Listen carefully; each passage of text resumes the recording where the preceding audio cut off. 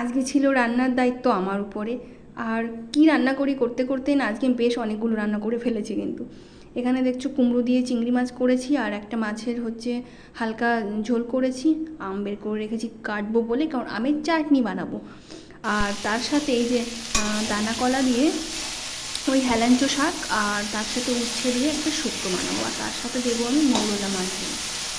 রান্না নিয়ে আমার খুব একটা সমস্যা নেই, আমি মোটামুটি রান্না পারি।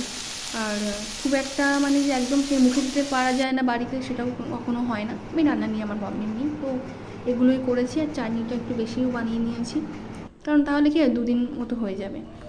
আর হচ্ছে তারপর কিছু জিনিস কেনার ছিল, তো তার জন্য বাজারে বেরিয়ে পড়েছি।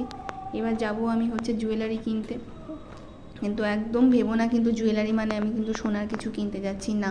এটা সোনার না, এটা কিন্তু আমি কিনতে যাচ্ছি সিটি গোল্ডের একটা জুয়েলারি।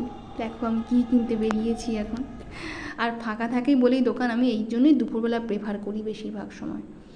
এই চোকারগুলো ওখানে দেখছিলাম, কয়েকটা দেখেছি, আমার একটু লাইটের মধ্যেই নেওয়ার আর কি ইচ্ছে ছিল।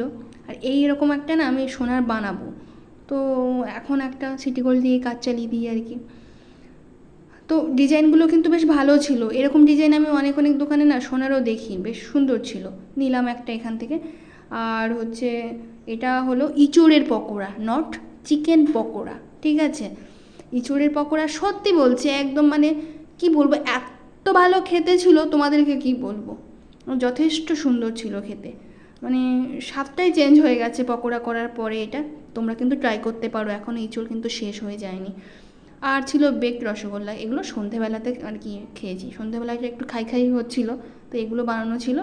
তো এগুলো দিয়ে সন্ধেবেলার টিফিনটা সারলাম। বেকড রসগোল্লা কিনে আমরা বানিয়েছিলাম, এখানে শেষ।